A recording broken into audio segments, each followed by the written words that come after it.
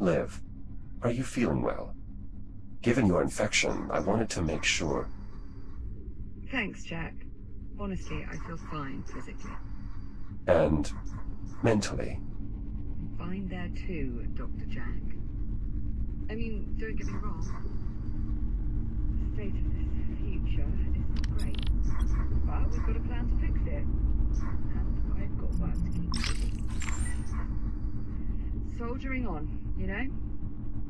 Indeed. You'll let me know if your condition changes. Of course.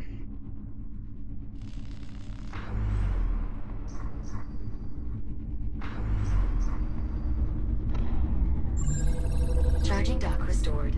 Jack, now that we've completed optimizing your shield's radiation resistance, I'm afraid there's nothing more to be gained from the dock's data. What's the point of an advanced network of semi-autonomous recharge stations if you can't count on them to calculate impressive optimizations for you? I believe you are correct, Captain. The distributed computing power of the charging docks could be put to greater use. Yes. That's precisely what I meant. Go on. I have tasked the charging docks with developing a means for allowing Jack's shield to self-regenerate. The wealth of empirical data they have collected on recharging should prove invaluable to the process. Then I presume additional data scans would be of value after all. Indeed. Please continue scanning any docks you may find. The additional computing power of more active units would be advantageous as well. Copy that. Analyzing.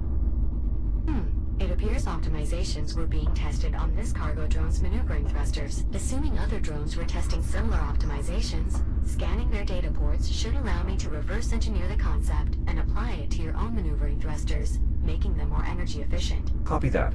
I'll see what I can do. Excellent. I'll add a tracker to your data tab. This dock is now part of the computational array.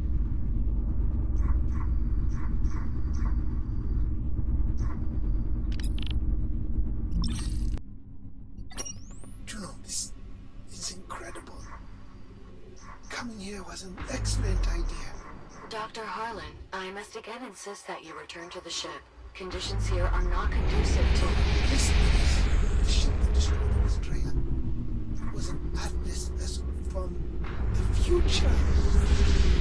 Do you have any idea what this means? The implications are staggering. Doctor, please. Now that you have established an uplink, I am quite capable of extracting these archives. I would much rather you peruse them from the safety of the Argos. Yes, just another minute, Juno. Look here. They learned all this from a partially functional adjutant they found aboard the ship. Partially functional does not suggest a high degree of credibility. They ran metrics. Anyway, it seems once they linked it to a diagnostic terminal, it made rapid progress through the firewalls and exhaustively pored over the data stores. How polite.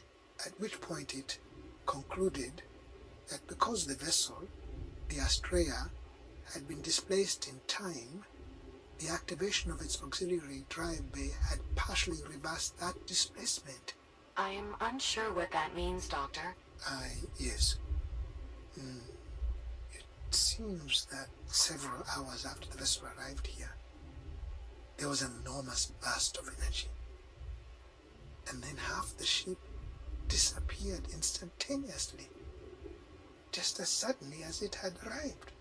And this adjutant concluded that disappearance corresponded with activating the auxiliary drive bay, thereby sending half the vessel back to its original space-time coordinates. Saturn orbit in 2537.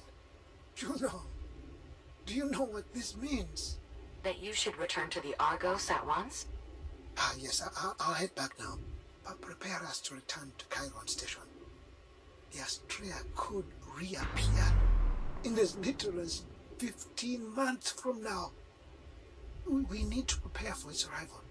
If we are in luck, it will still have undetonated torpedo in its hull. Of course, Doctor. Now please be careful making your way back to the airlock.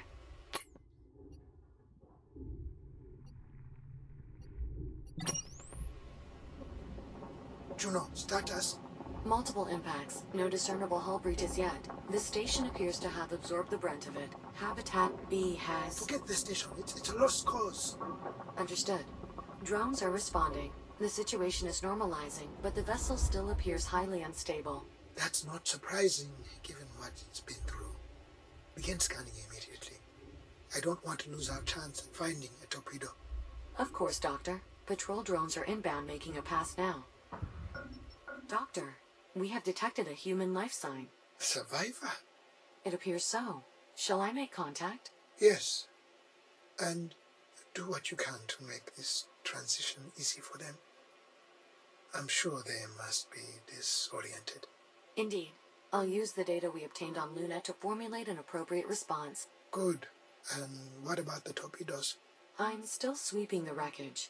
Nothing as of yet. We should prioritize the rescue anyway. A survivor from another timeline. But only one.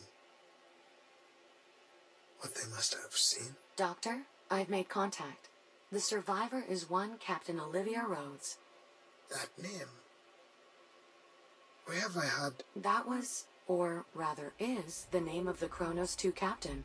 From when the Astrea first arrived. Indeed.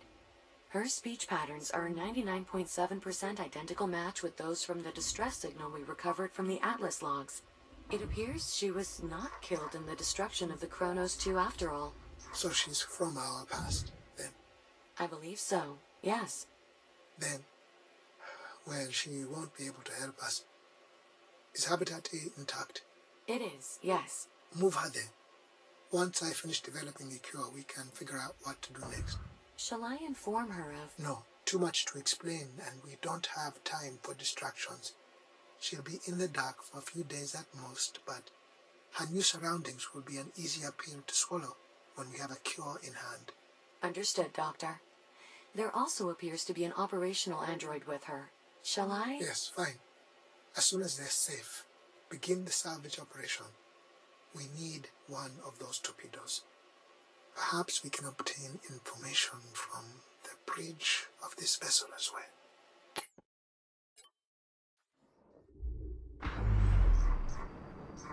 You're approaching the biomass research facility. This is where the outbreak originated. We're sure there's some contained biomass on hand for Jack to retrieve. Logs indicate 1 or 2 containers should still be in storage. However, reaching them may be difficult due to the entire facility being under lockdown. The tram entrance will undoubtedly be your only way in. Acknowledged.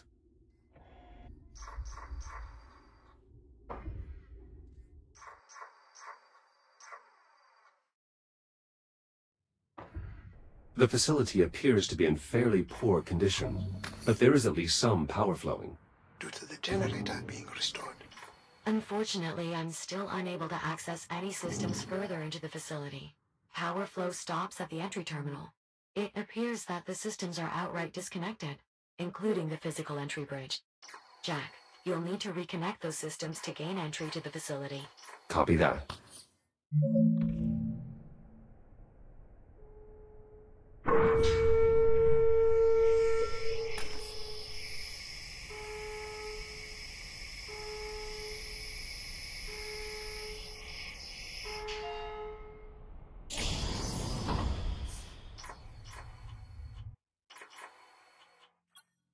There's a room jutting into this cave. Could it be part of the biomass containment area? Negative. The room you're seeing is part of the facility's integrity monitoring system, responsible for tracking any changes in the asteroid structure during excavation. For safety reasons, biomass containment is located much deeper in the facility. A scale model of the FTL drive on Dr. Harlan's ship. Was the drive developed here? Not exactly. While the few FTL drives still in service were refitted here, the original design was actually reverse engineered from the FTL drives left behind aboard the Astrea. That was done by your former employer, in fact. Wait, Atlas built them? Indeed. Before the company dissolved, of course. Effectively, 22nd century Atlas reverse engineered their own 26th century technology. Huh. That sounds perfectly normal and not at all confusing. I would expect nothing less from our employer. past, present, or otherwise. It seems someone was emphatic about maintaining the lockdown. That console would have controlled the bridge leading into the main facility. I assumed. I'm not seeing any backup controls in the blueprints, unfortunately. It's possible the cave contains systems not listed in the schematics. It may be worth a quick investigation.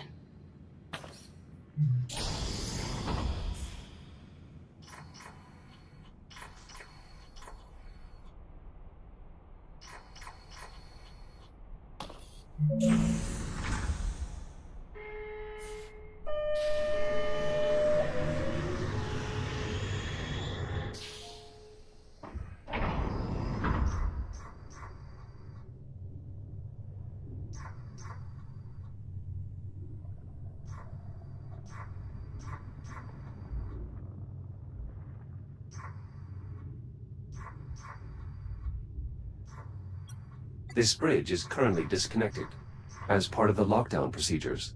Correct. The doors won't open until both sides of the bridge are fully extended. Did they get everyone out? According to these logs... No. Not everyone got out.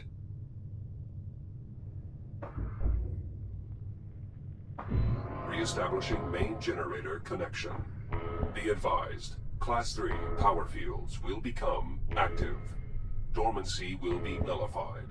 Jack, power will soon be returning to the immediate area, as well as the rest of the research facility. Just keep in mind that you'll also be awakening any dormant biomass within. That's a good point. By restoring power, we're undoing something that was put in place as a die-hard safety precaution. We're certain this is the only place we're going to find the contained biomass?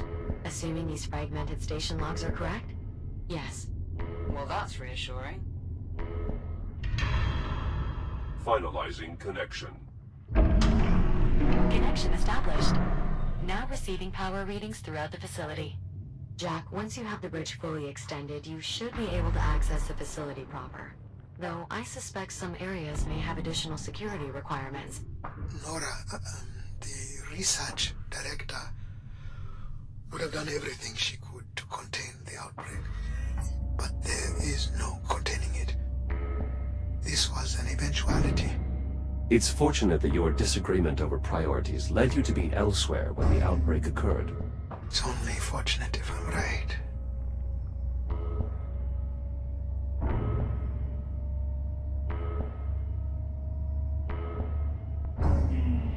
Bridge reconnection complete. I'm heading back to the entry terminal. Dr. Harlan, if these power readings are accurate, our suspicions appear confirmed. What's that now? What suspicions? Educated guess, rather. Which is different how? The ticks aren't the only form of biomass that have been evolving since your time. Great, so what's this one do? Open doors? Quite the opposite, in fact. It's best if you see for yourselves.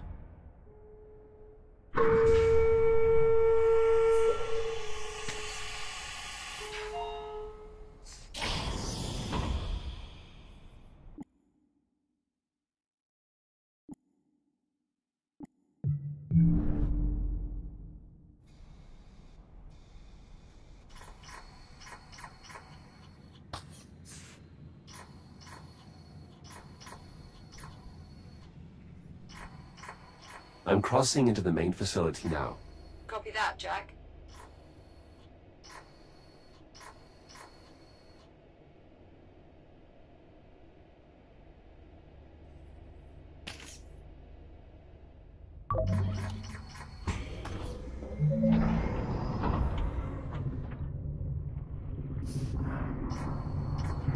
Biomass has taken hold here. Given that it got this far, the rest of the facility will likely be much worse. Will the fabricator still be operational? Yes, at least enough that Jack should be able to reboot without issue. In the security control room, I found a casualty. According to logs, Adler Reyes. He must have been trying to keep the scanners running to prevent the biomass from leaving the facility. But if someone found the scan... They would have had to remain behind. Unfortunately, even the scanning room itself became contaminated. You think that's how it spread to the rest of the station? Most likely. With background contamination, the system would have had a difficult time producing accurate results. Inevitably, it failed. Jack, you are now entering the facility's lobby. Biomass containment is located through the leftmost door.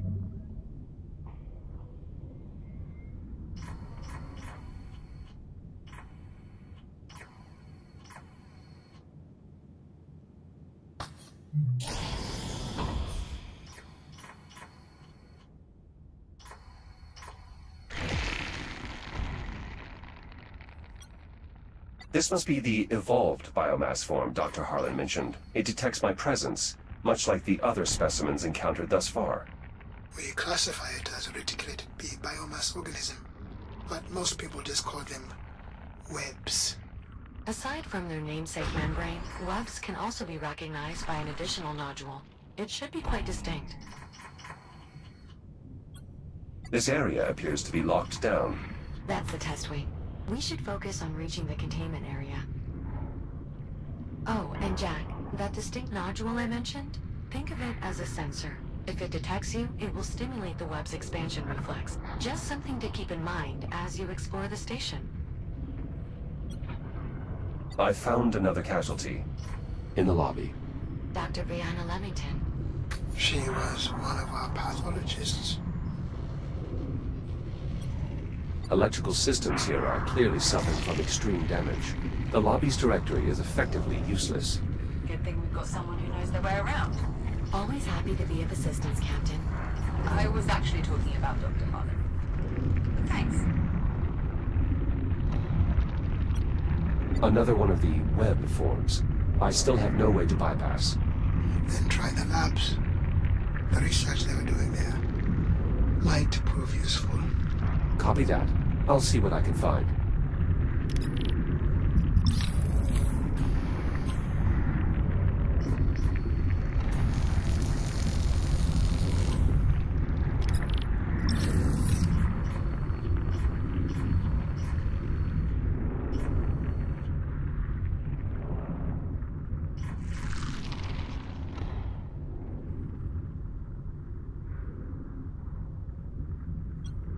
There's some kind of added security here. Dr. Everett Harlan reporting. Authorized laboratory access. Voice-activated authorization. That's a smart security feature. Thank you. And you're welcome.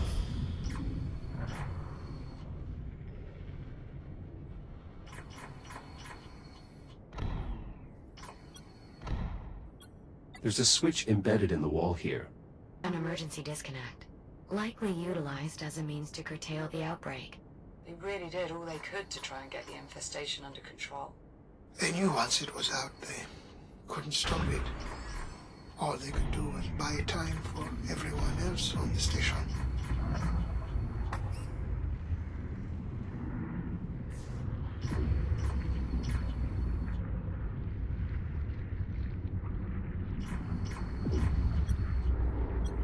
Biological specimens. The director was always in here. Dissecting, testing. She was tireless. She must have got a cast iron stomach. One of the toughest people I have ever known. What sort of research were they doing? The director was convinced the cure was impractical.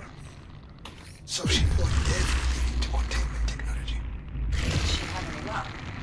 When I left, she had everyone working on miniaturizing insulation cloaking from our containment unit. I'm not sure how far they got.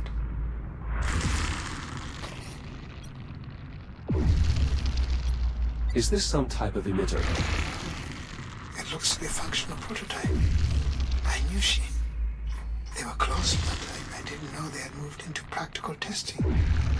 The basic concept was to surround the biomass with a cloak of electromagnetic insulation, preventing energy from reaching it. Kind of like using a blanket to smother a flame. Indeed. The idea was to build these cloak emitters as a reactive defense against the biomass, to contain it. That could have a wide array of tactical applications. Just all at best not a solution. I wish you could have seen that. These controls are running some sort of automated procedure. The system is no longer reachable over the network. Cut off by the biomass, no doubt. It must be an old test, abandoned during the outbreak and resumed now that we've restored power. I assume these microscopes were used to observe the biomass. I believe so, yes. Development of the biomass containment technology required research at the macro, micro, and even nanoscopic scales. With these microscopes, the researchers would have been able to observe the effect of their containment technology in real time, with a more manageable sample size, of course. It must have been a heavy responsibility to work so closely with live biomass samples. It was not without its risks. So, would you say it was more or less risky than intentionally infecting your own FTL drive? If you have any less precarious solutions, Captain, I'm all ears.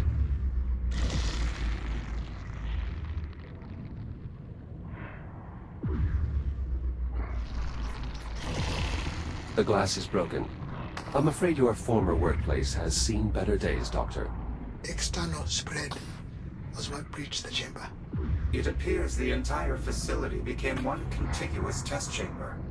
And that too was breached. I wonder if they moved this prototype into production. Even if they did, it clearly wasn't enough to stop an outbreak. This is why we need a cure. Is this a control interface? That's right, for the robotic arm in the adjoining chamber. Use the holographic controls to adjust each part of the articulation.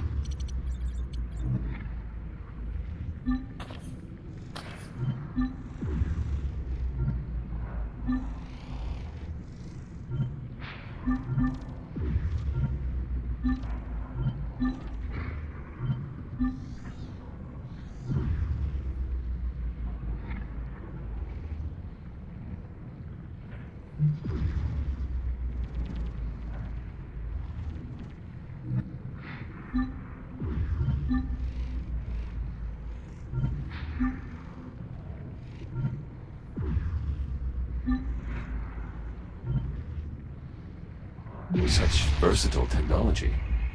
And it still wasn't enough.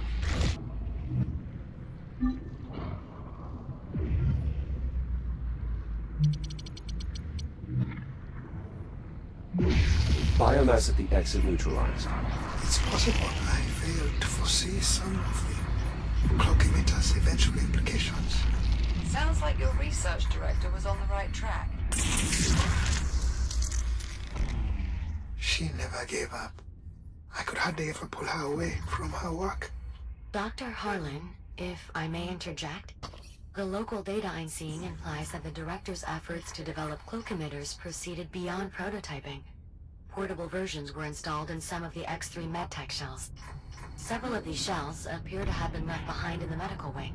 Are you saying what I think you're saying? I believe it may be possible to fit Jack with a similar device, a portable cloak emitter. What is involved?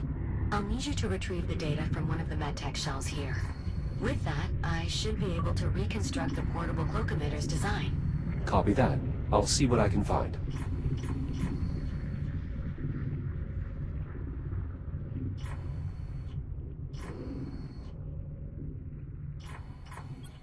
These medical beds were used for diagnostic scans? And to monitor potential treatments.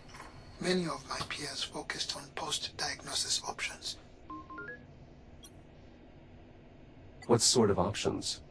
Pain management, transmission reduction.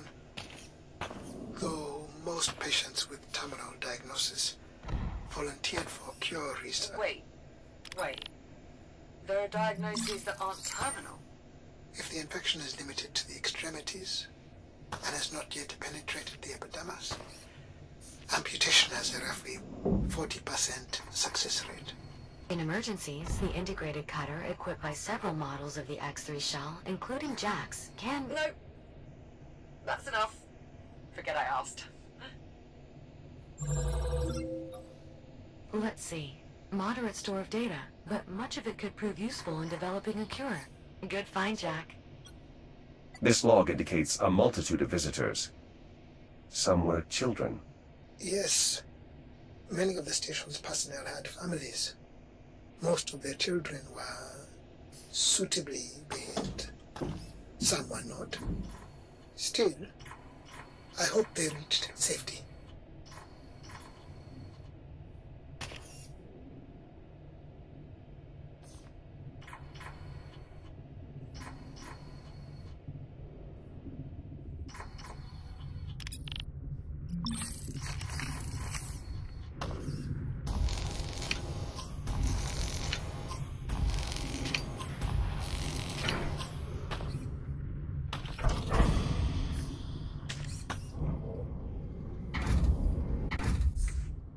I'm entering the medical lab.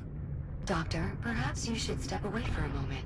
I'm sure there's still plenty of output data to parse before we're ready to initiate the experiment. She's here, isn't she? Juno. More than likely, yes. Who? The research director? I can handle it, Juno. Are you certain? I'm not looking away.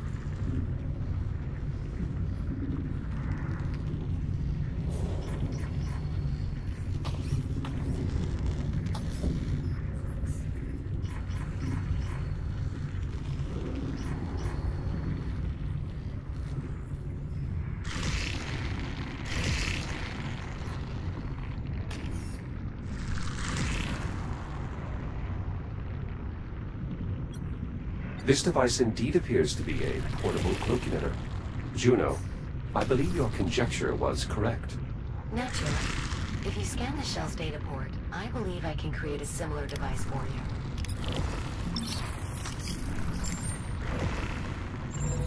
Cloak emitter module identified. Unfortunately, the data contained in this shell is only partial. Jack, to complete the reconstruction, I'll need you to scan additional units. Understood. We have another casualty. It appears he was trying to assist right up until the end.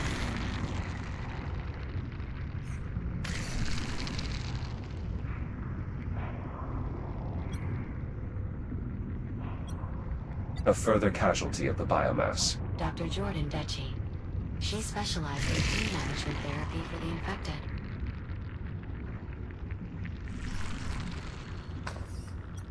I found another casualty of the biomass. This researcher seems to have been helping the other one. Dr. Adriana Lay. She was too young for this.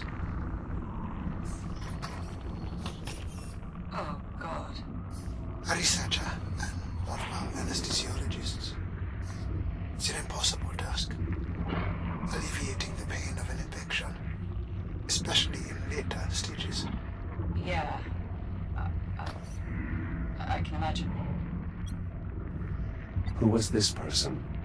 Dr. Franklin Teller, a fellow geneticist. You knew? I knew all of them. I've recovered her research. It also seems she received a message from Dr. McKenna with all of his access codes attached. Would you like me to play it? Not right now. Very well. I'll store the message for playback later. If any of Dr. McKenna's codes prove useful, I'll add them to your ARM computer. Thank you.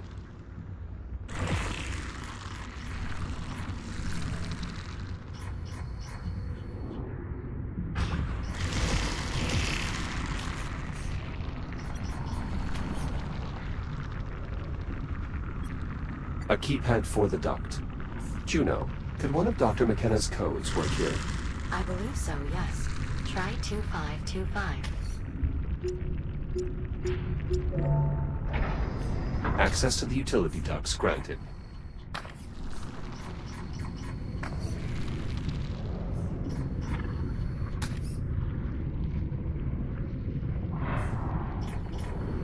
Moving through the vents now.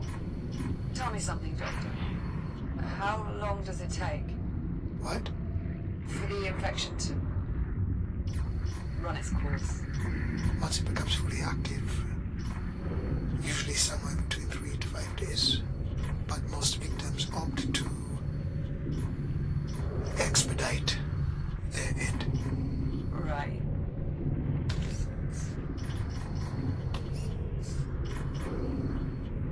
So, how does the infection work? Once it becomes active? I mean, The biomass drains energy directly from your cells. Your body is in the throes of widespread cellular decay. Major organ failure follows 12 to 18 hours later. Excellent. That shell contained more data regarding the portable emitters. We'll need a good bit more to reconstruct the design, though.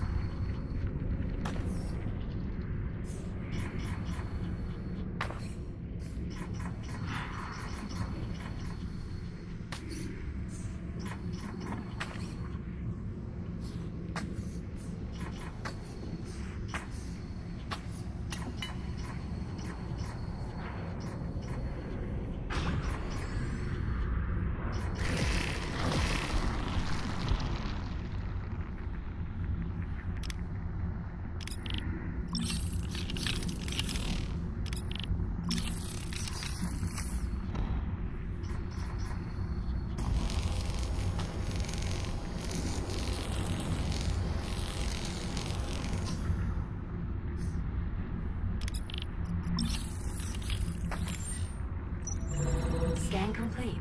We still need more data. Interesting. Doctor, this shell has a log conversation regarding the director and your research. Go ahead, Juno. Beginning playback. Alright, Unit 5, back to the lab. The director wants to run those simulations again. Query. For what purpose? I'm not sure. Dr. Harlan's ideas were intriguing, to say the least, but, well, I suppose the director knows best. Go ahead and prep the simulations. I'll join you shortly. Acknowledged, Dr. McKenna. huh. So the director eventually explored your theories after all? I didn't expect she would continue it after I left. But without the biomasses-based genetic material, it would have been as much of a dead end as containment. I just couldn't convince her.